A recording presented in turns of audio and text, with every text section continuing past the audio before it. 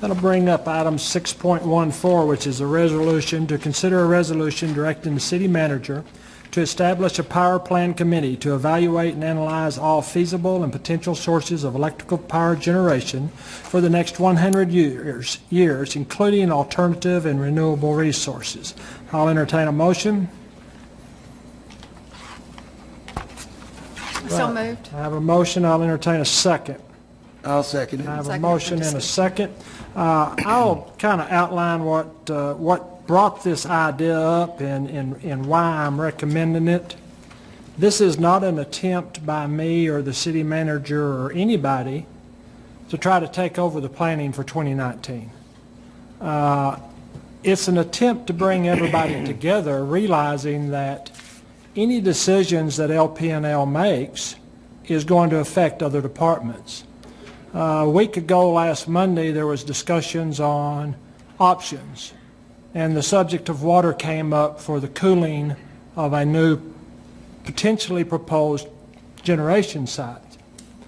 We haven't had the discussions, the in-depth discussions between LP&L and our water department, or LP&L and our wastewater department. How much water do you think will be available in 2019, and how much do you think might be available in 2030? Are we going to have the water to cool these plants, or do we need to look at some alternative technologies such as wind-cooled gas-fired plants? But the main purpose of this is here again not to solve 2019. I think the LP&L board, in conjunction with this council, has worked very hard, has worked with Black & Veatch, and there's another meeting scheduled for Monday, and I think everything is tracking rather nicely.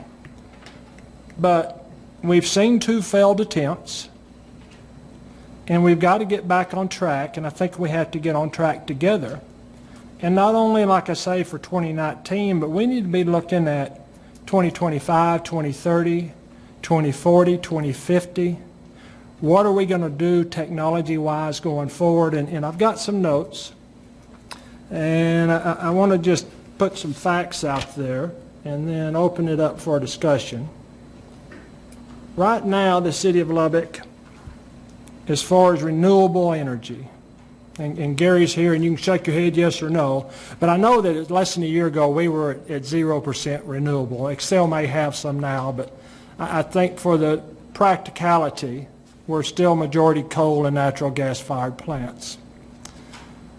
Most cities have set a goal of 35% renewable by 2020.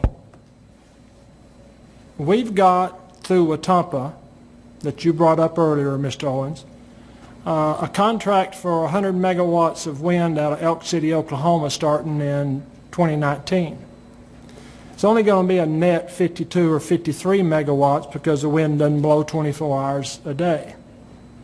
But that's an important 53 watts because it helps us hedge against future gas prices.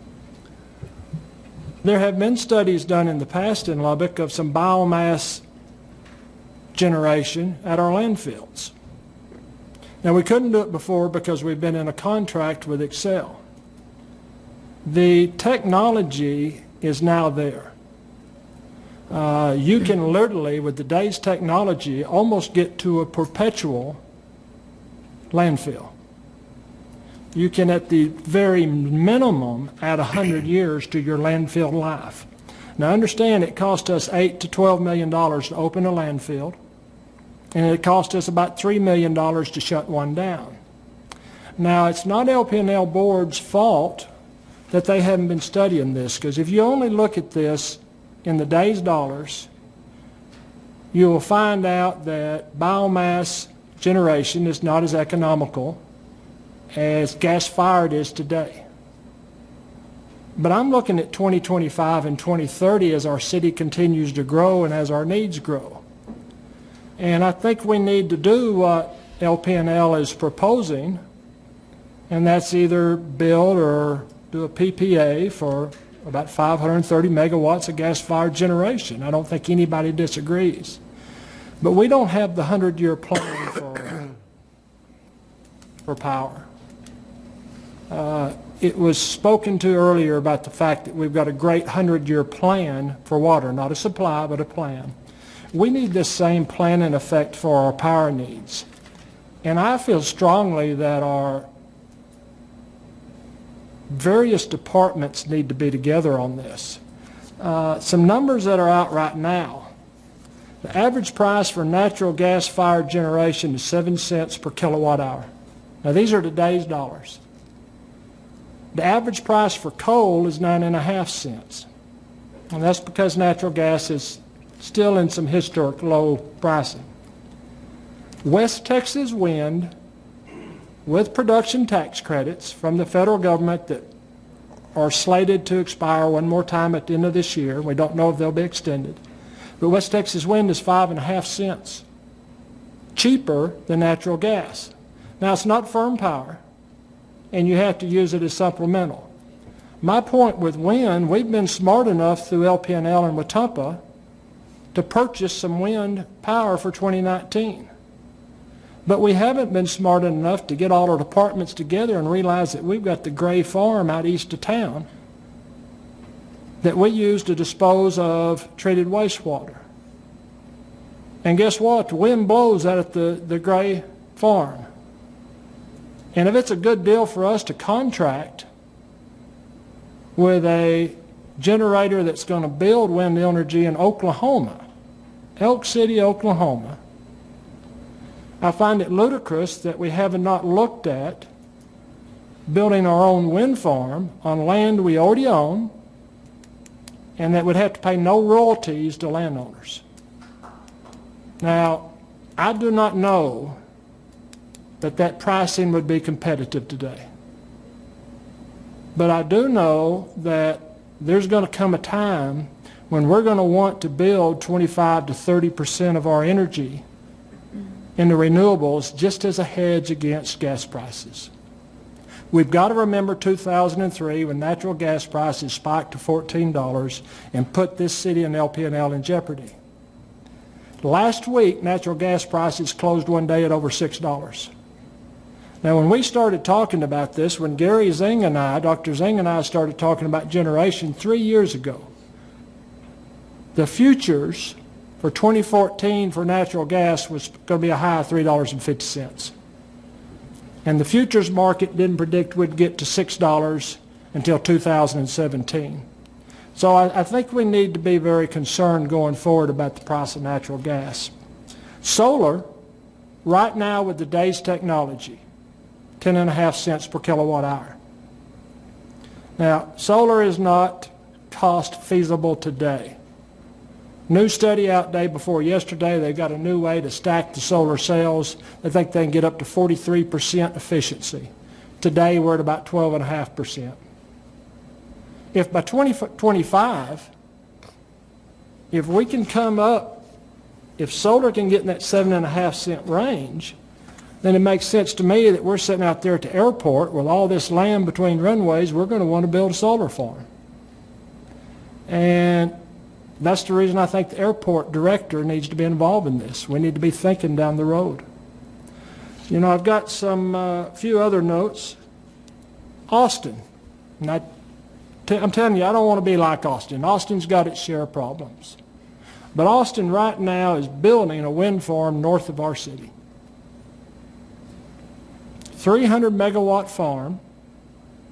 They will not specify the exact cost, but they are saying it's between 2.8 and 3.8 cents per kilowatt hour. That's impressive. That's cheap electricity. Forecast for solar by 2020 is to be 6 cents per kilowatt hour.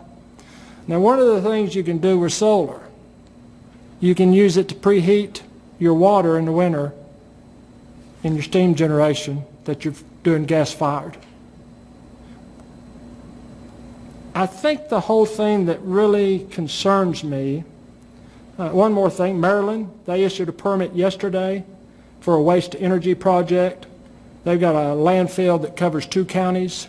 They're going to get 45 net megawatts.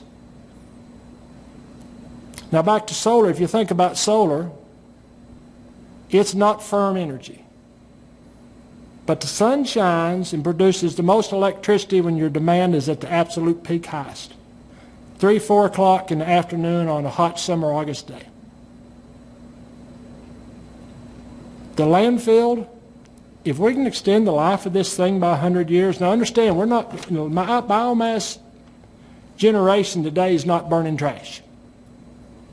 It's using the methane gas that decomposing trash makes already.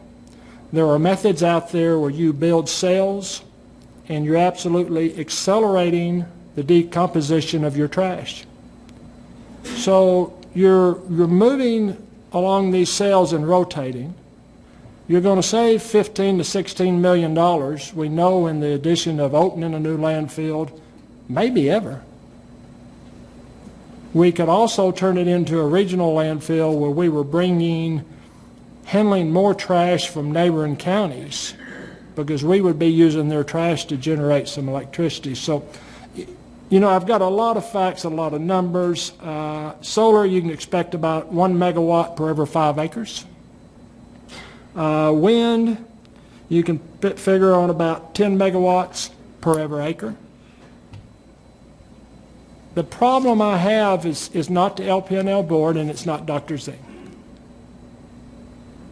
There's no issue there. And I know there's some folks that think there is. The issue is the way we're structured, we've got no communication between departments. We don't have LPNL talking to our solid waste department, talking to our engineers that are saying, hey, y'all ought to look at this. The technology's crazy good right now. And in 10 years, how good can it get? We don't have LPNL talking to our airport director about the potential of solar 10, 15 years from now. We don't have them talking to our land application site. Do we want to put a wind farm at the Gray Farm? We don't have them talking to our city manager saying, hey, Reese Air Force Base in combination with Texas Tech University has got one of the largest wind energy studies in the world going on in our backyard. Maybe we ought to go out and co-op with Texas Tech and Reese Air Force, or Reese Redevelopment, and work with them. So this is not a criticism of LPNL. This is an attempt to reach out and say, you know what, LPNL, continue your fine work on 2019. Let's bring some of our other department heads involved in the equation. Let's meet regularly. Let's get Black & Veatch, which is a consultant working with LPNL. Let's have them working in conjunction with some of the city's engineers we're already contracted with and make sure that they're not going in one direction as a department of the city and we've got another department of the city headed the different direction. So it's a very long way of stating that I know there's opposition to this because people feel like it's a grab of power. It's not. I don't care who comes up with a solution for 2019. I don't care who gets credit for it. I just want a solution, and I want the most efficient solution we can find. I've heard people say, well, this is going to muddy up the water. It's not going to muddy up the water. This is just to continue down the path and make sure that everybody's talking to each other and that we're not just looking at 2019, that we are trying to develop a 100-year plan. It's actually a short version of a very long version. But I thought it was time that instead of city departments working against each other, we figure out a way that they come together and try to work with each other. Ms. Gibson. Well, boy, I'm glad you gave us the short version. When you first brought this up, I will say I was against it because it was just another committee. But I like the fact that the city manager has been directed to bring in Black & Veatch because they've already done a whole lot of the footwork. I like the fact that all of the departments are going to be working together. One thing I am concerned about is that the LPNL board has not been asked about this. And I guess my question to you is, have you visited with anyone on the LPNL board? I have not, because I feel this is a completely and entirely separate issue than 2019. Okay. This is really, envisioned to create a 100-year plan, which can't be done with one department of the city. I just think it's time for our city manager to take the lead. I intentionally did not put any board members on it, any council members. It's strictly staff from all departments led by the city manager, consulting with Black & Veatch and professional consultants to take the politics and, quite frankly, the animosity and the childish behaviors that we've seen over the last 2 years out of the equation and put it into the hands of professional staff. Well, I don't have a problem with all the staffs working together. We created a 100-year water plan with the water board and the water staff. Obviously, there's been some issues, and I understand that. But I think 90 days, if you're going to do a 100-year plan, I'm not sure 90 days, or is that just a preliminary report? That's a preliminary to get folks together, make sure that everybody is working together, that we're not working in opposition to each other for 2019. As Dr. Zing will tell you, our timetable is getting to a crunch. Okay. We've got 64 months, excuse me, to make a decision on 2019. Well, and that is scary. You're right. That is scary, and it's going to be here before we know it. And I think bottom line, Ms. Gibson, this council is going, regardless of some of the rumors that are being talked about now, this council is going to have to approve. We're going to have to vote on whatever LPNL board recommends to us. I'm going to have a lot more faith, and I want all of us to have more faith that all departments have worked on this and worked together, because quite frankly, right now, we're working against each other, and that has to stop. Okay. All right. Mr. Hernandez. First of all, let me recognize a couple of the board members that are here tonight from the LPNL board. There's Jerry Bell and Don Boatman here. Also, the CEO of LPNL, Dr. Zhang, thank you for being here. And I see Matt back there, Matt Rose. This is the goals as outlined by the mayor are laudable. In fact, I think it's very prudent to be doing the things that the mayor is talking about doing. In particular, establishing a 100-year plan as far as electricity.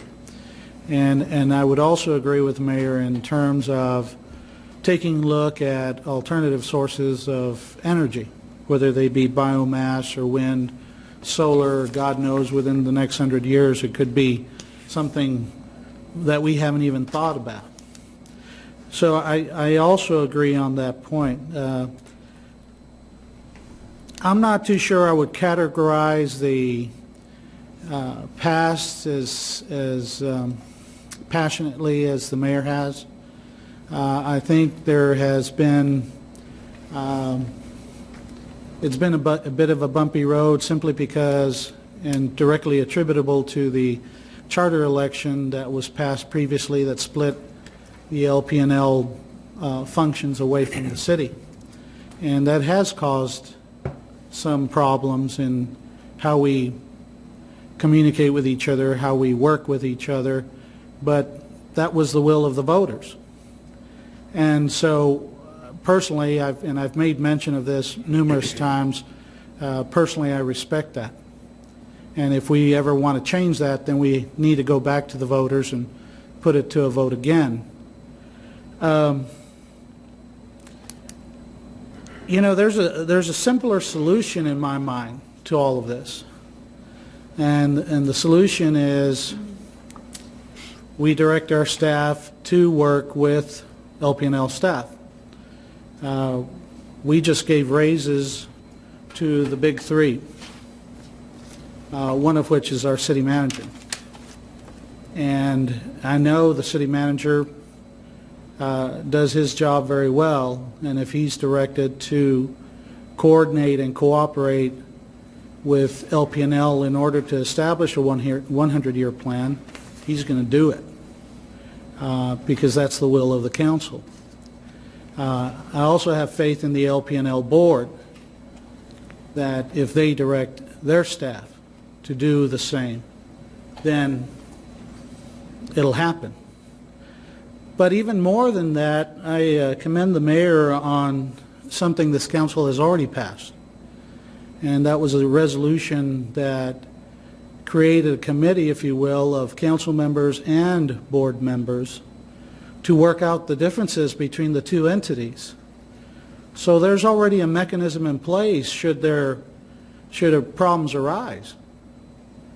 Now, the reality is, and the mayor made mention of this as he was talking about the different issues, that some of these options aren't really options because they're not feasible fiscally. They're just at this point in time, they're not feasible. Hopefully in the future they will become feasible. So I mean, we're on a tight timeline here, and I would agree with the mayor there. And my concern is if we create this additional layer, it's just going to push that project back to where we don't complete it in time. We just need to push through. We need to direct our staff. The board needs to direct their staff. We need to, and if there's a problem, you know what? We hold people accountable. That's our job. We hold people accountable to do their jobs. And I'm willing to do that. So I appreciate the efforts by the mayor to try to continue to push this along. But I cannot support this resolution. It's another layer of that's not needed. I think we just need to, as a council and as board, do our job and hold people accountable. Anybody else? Mr. Geralt. I'm sitting here listening to the comments that are being made and trying to compare it to the 100-year water plan that we have. And the reality is some of the things that we're talking about doing 40 or 50 or 60 years from now are not economically feasible today. But we've got them within sights that at some point we'll need to consider that. From my perspective, that's what this is doing also. It's looking, no, solar power is not economically feasible today. And solar power it's not that one that far out. But the biomass, some of that taking place, some of the other things that are taking place. My comprehension on this is, and this group would be looking at what are the different technologies that are there and putting them kind of on a string, up, down, up, ahead, saying not feasible, not feasible, not feasible, but monitor it. Mm-hmm. And if it becomes economically feasible, then we start looking at it. We recognize on our water, for example, the Santa Rosa aquifer right now is not economically feasible. But if we run out of every other source of water, then all of a sudden it becomes an economic feasibility. It becomes more desirable, more expensive, but more desirable. So my perspective on this is this gives us an opportunity. And again, it's not the council doing it, it's not the board doing it, it's our departments that are doing it. I wouldn't expect the LPNL staff to be proficient in understanding solid waste and biomass. I would expect our people to do that. And some of the engineering things that may possibly come out of it, who knows, sludge may be turned into electricity at some point. I wouldn't expect LPNL staff to be knowledgeable on that. I would expect our staff to be knowledgeable on that. So I'm having a hard time seeing a downside to this, as long as and I don't see this as being another layer. This is totally separate of what the board's doing in getting the generation for 2019.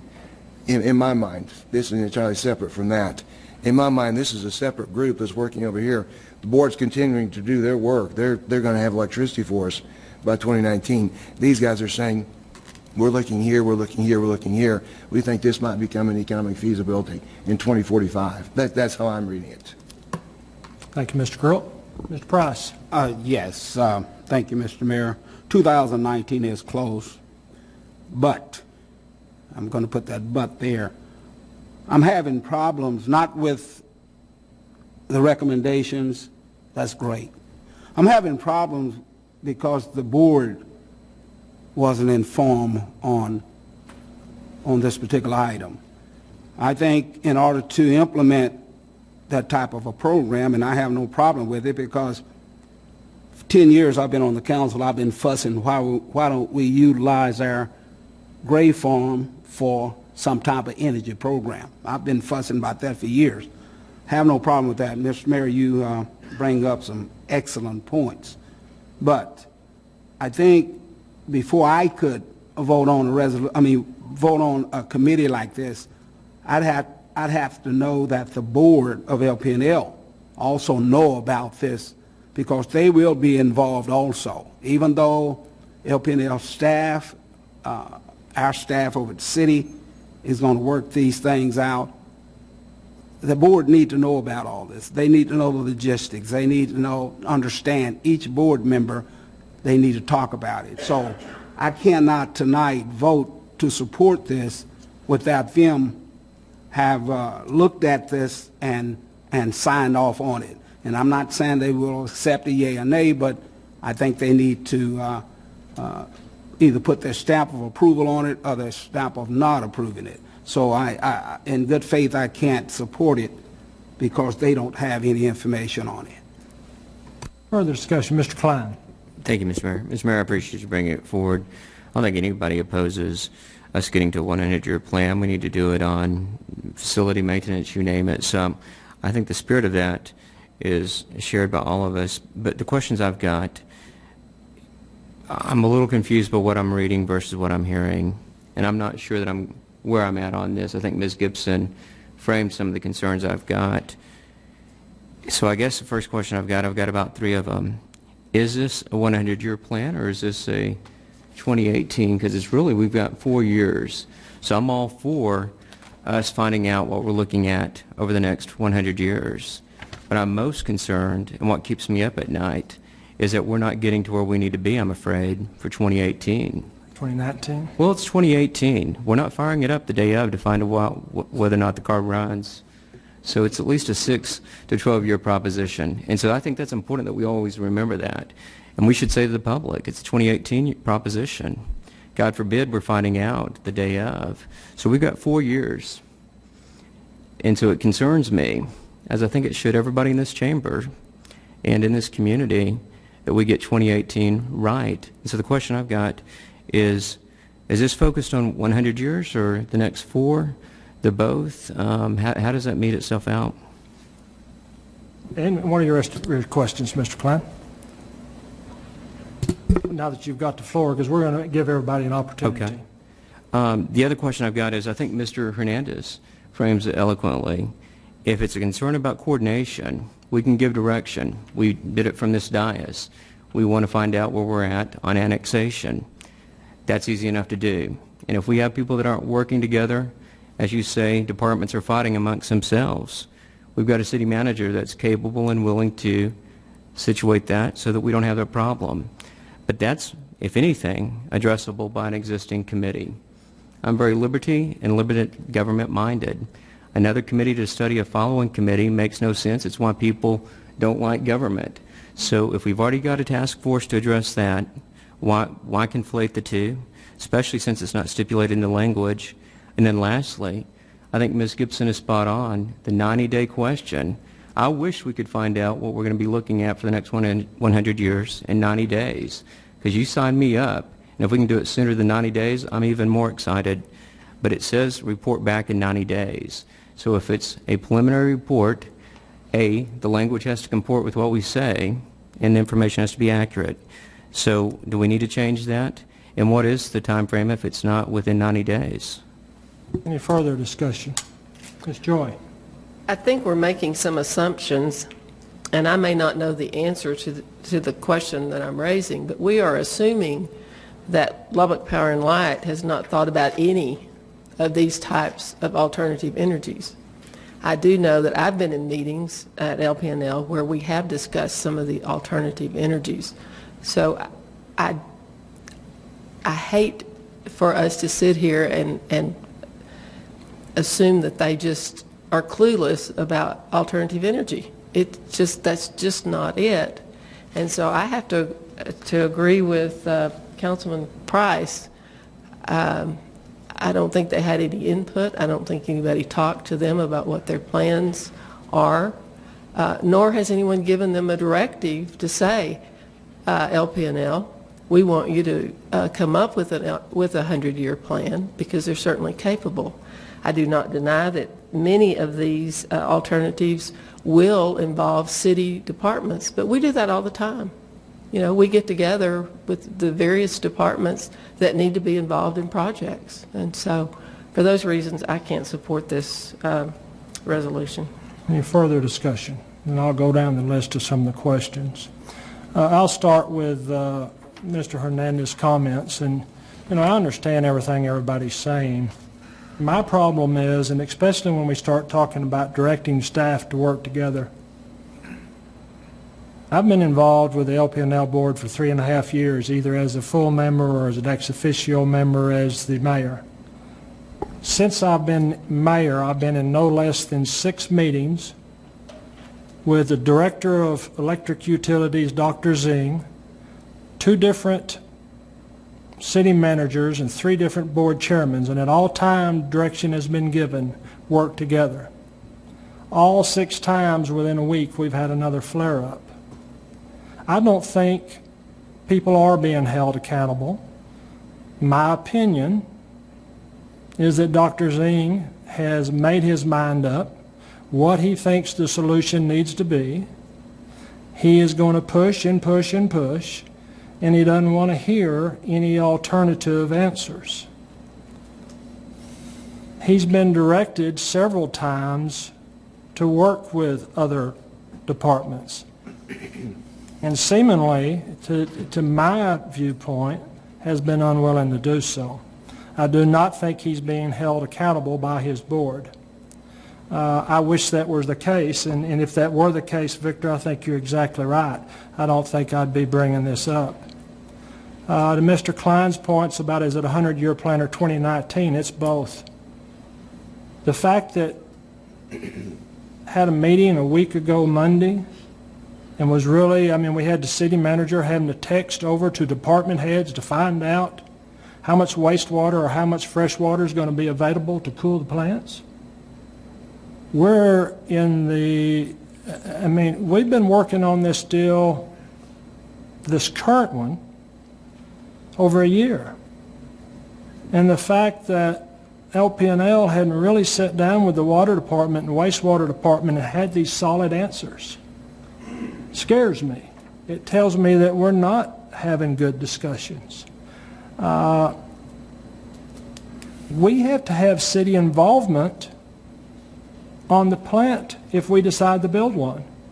We've got to purchase right away for water lines to go to wherever this plant is. We're going to have to purchase easements and right away for wherever a 24-inch high pressure gas line is going to have to go.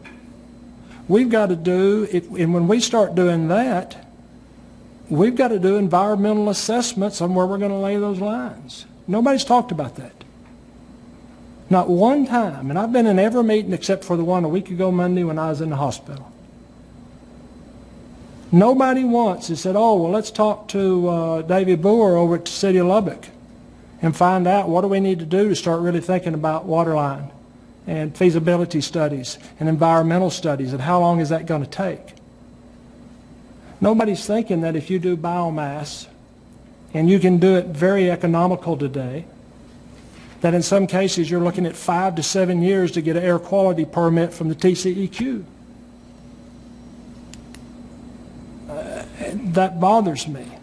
The task force, you brought that up, Mr. Klein. I don't know why, and I'm not going to accuse anybody of anything, but we have been unable. Ms. Webb down there has tried every day for the last 2 months since this council agreed to form this task force to try to get a time when the 6 members could agree to meet.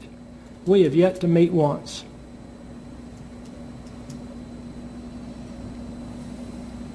Ms. Joy's comments that they haven't thought about alternative energies, and you're correct. I was in a meeting with their subcommittee, and apparently we've got issues with committees, but they have a subcommittee, a technology subcommittee, and I sat in on theirs, and I brought these issues up. And I found that everybody was receptive to it, but we hadn't talked about it really up to that point. Does it need to be included in 2019? Maybe not. But it better be included by 2025, because do we really want to put all our eggs in the one basket of natural gas? We've been there before, and it's not good.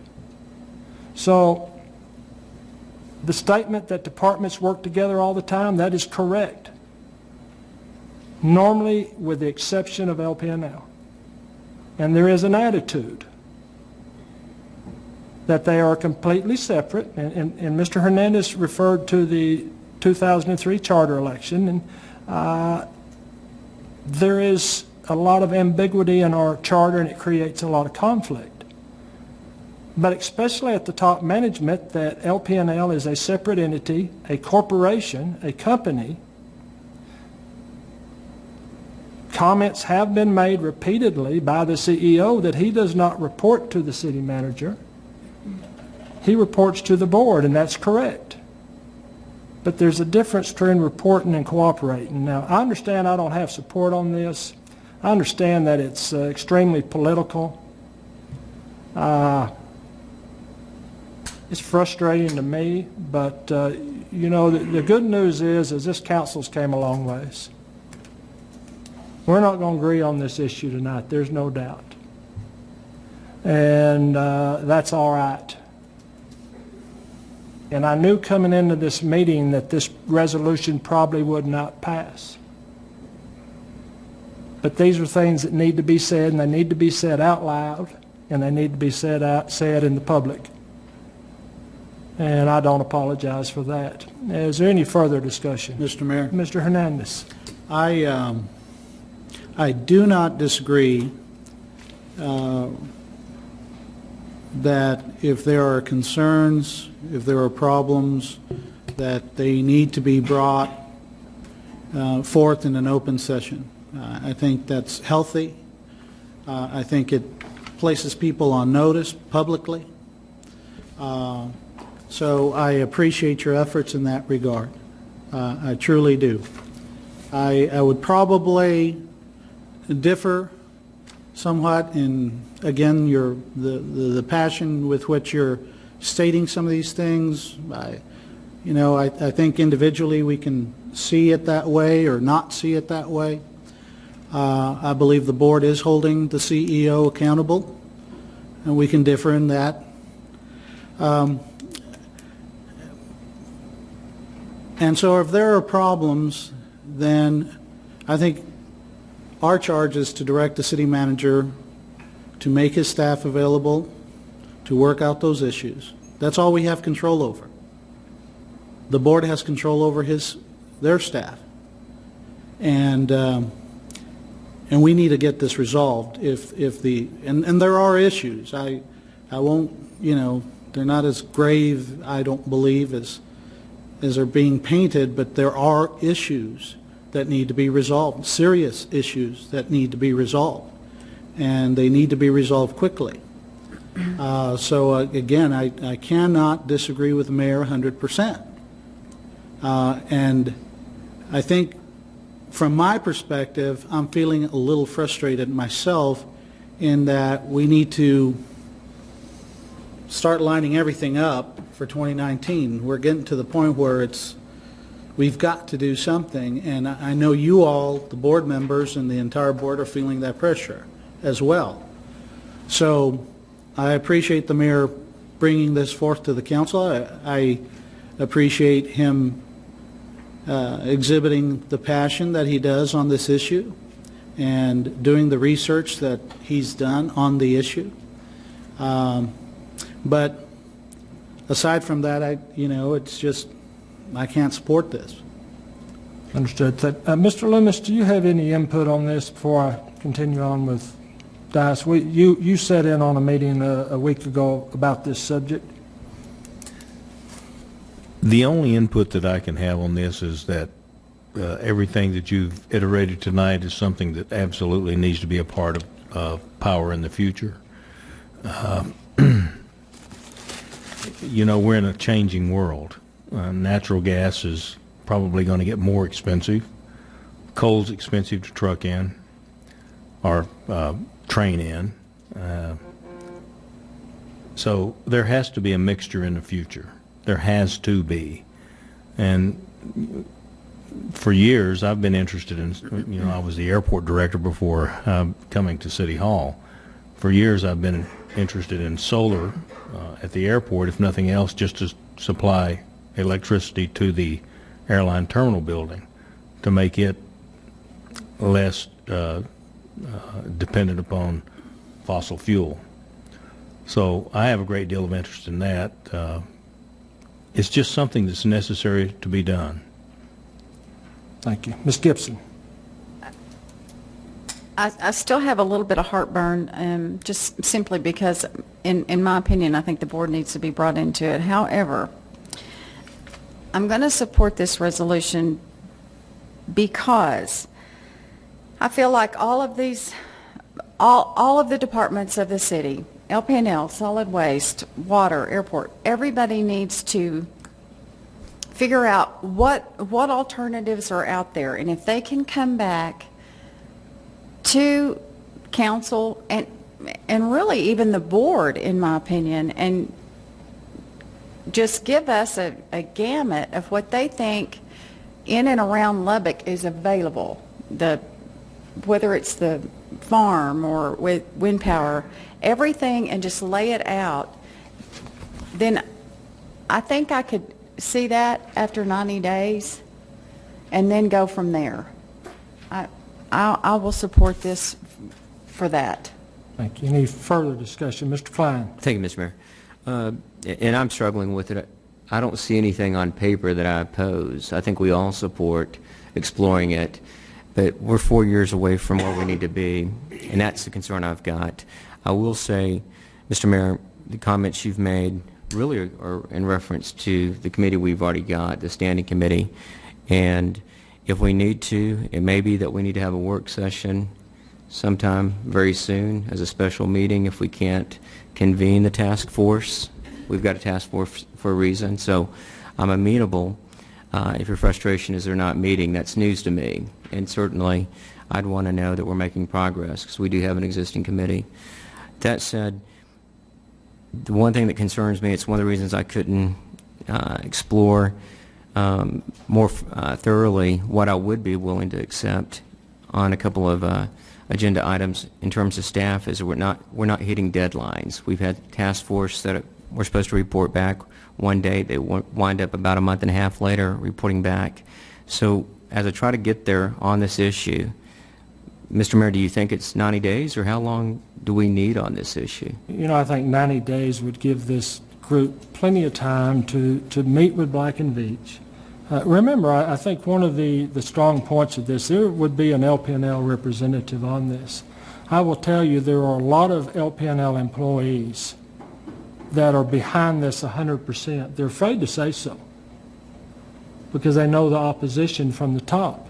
But there would be input. It's really, we need to make sure that whatever the LP&L board recommends going forward, because the reason I put 90 days in there is I think the board agrees, I think Dr. Zing agrees, I think we all agree we've got to come up with some sort of answer within the next 90 to 180 days. We've got to make a decision and start the process because the timeline, as you say, is ticking.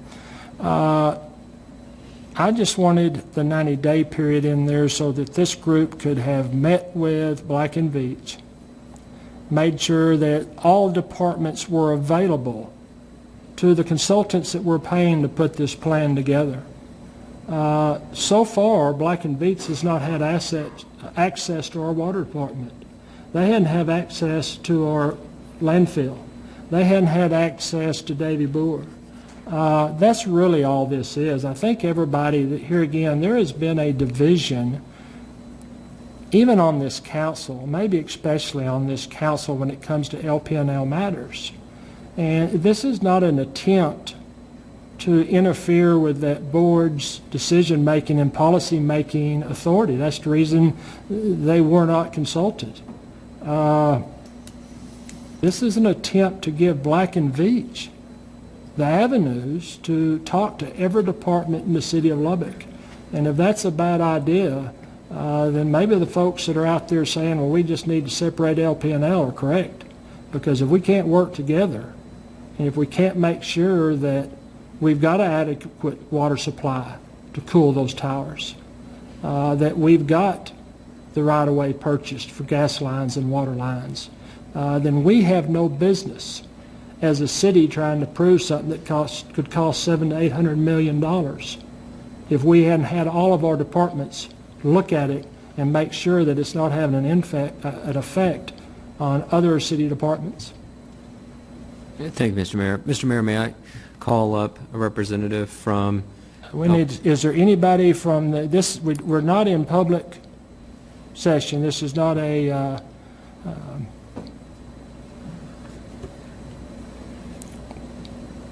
we can allow that if nobody at the dais has any opposition. If they do, we would have to vote for a suspension of the rules and have 2/3. Does anybody have any objection at all to Mr. Klein calling up either Dr. Zeng or any members of the EUB board? I hear no opposition, so go ahead. Okay, thank you, Mr. Mayor. Dr. Zeng, and I see the vice chairman of the board, Mr. Bell, do you all mind coming forward just for a moment? And I appreciate you all staying late, and I'm going to be very quick about it.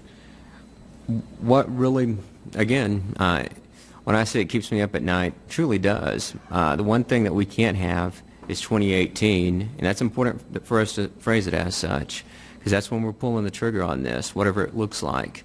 And so I can't support anything that becomes a further distraction in the debate or another element of division in the media, to be blunt about it, of warring sides. So I'm supporting whatever I think can get us to 2018. And then I think a lot of this is simply chicken soup. I don't see a downside. We've got to get to 2018. That's 4 years. And the next 96 years looks a little academic by comparison. So I'm for both, but not at the expense of 2018. Do you have any comments or concerns or questions for us? Well, the concept of this is good. What's written in the ordinance doesn't, to me, one person, doesn't match the discussion. The discussion was good. Mayor, you brought up a lot of good points. We do have some serious business that we are taking care of, okay, for one thing. And we will take care of those things. Now, we just found out about this. Mayor, you know there wasn't any discussion with our board. Y'all have discussed that. And so I met with our chair, who apologizes. He had to be out of town. I'm here representing Greg Taylor, our chair. Our general counsel's not here because he had to be out of town for something, that was previously scheduled. So I'm here without legal counsel. And is there anybody in the audience that's attorney that would do pro bono work and come up here and help me out some? But seriously, Mayor, with all due respect to your position, and Mr. Loomis, with all due respect to you and your position, I've known you as long as you've been in Lubbock, a lot longer than I've known the mayor. The concept is good, but the problem is that the language in that ordinance says Mr. Loomis would be over a committee to look at power generation. My belief is, in reading the opines by our current general counsel and one before, is that's the responsibility of our board, which is a governing board. So if cooperation, working on this stuff is great. I do know quite a bit about it.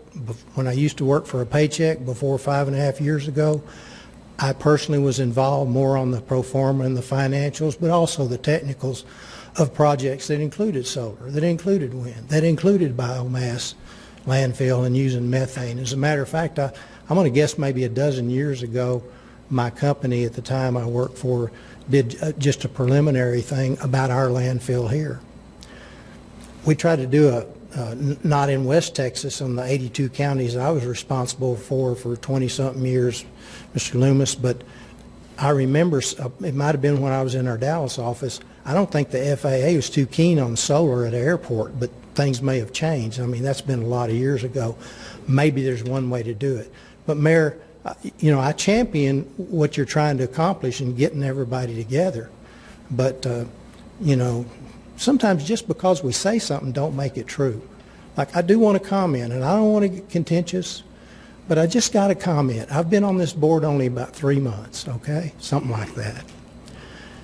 I was a citizen, who, as all you know, has been involved in city politics and interested in city politics. I read the newspaper. I watch the news. I stay up with things. From an outsider looking in, I had no idea of all the little details of things that weren't worked out with the charter. So we got a lot of work to do, and we are working on it, and we will solve it.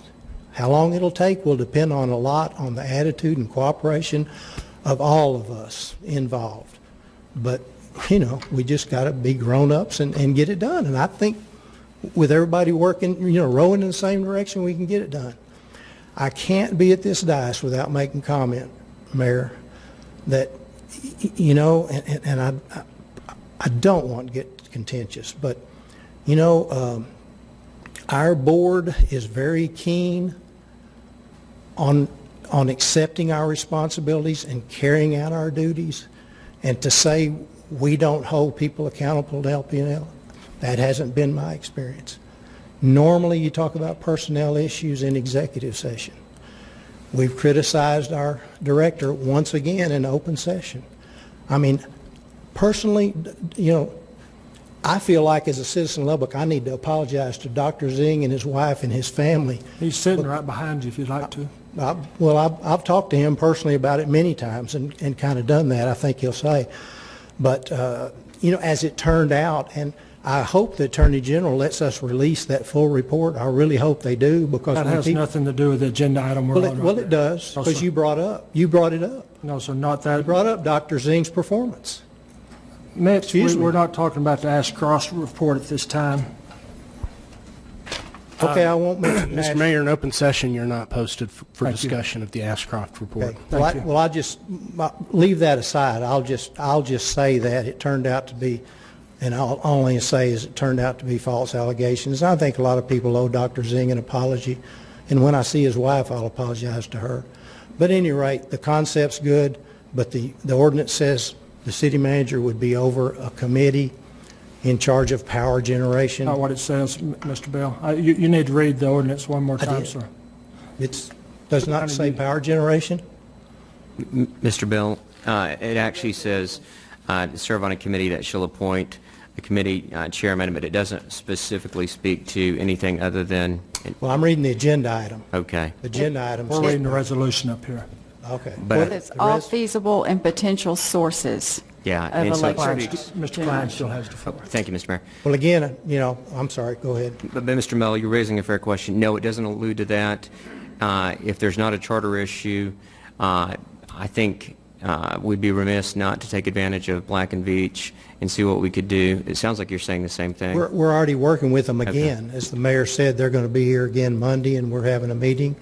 And to say we haven't looked at a lot of these things is really not accurate. We are, and we have. And as the mayor pointed out and some other folks pointed out, today, if LP&L or the city built solar, built wind, we don't get the tax credits. Today, it doesn't pay for it. The way we can get wind is like we have through some of these wind farms where folks build them that can get the tax credits, because that's the only way financially it'll work, and then we're able to work deals, and we can't talk about them publicly. Mr. Vice Chairman, if you don't mind, just for keeping things moving at this hour, I want to thank you for your remarks, and I'll just say to the council, a lot of the concerns that were expressed by the chair, I think, can be addressed by an existing task force, and I hope that they are. I don't see a reason not to support the initiative as it's written, and if it can be reported back in 90 days, then fair enough. I just want to make sure we do maintain the letter of the law. Thank you. Any further discussion? Mr. Bell, thank you. Appreciate you being here and your time and your comments. All in favor? Aye. All opposed? Nay. If I could get a show of hands on the nay. Motion carries 4-3.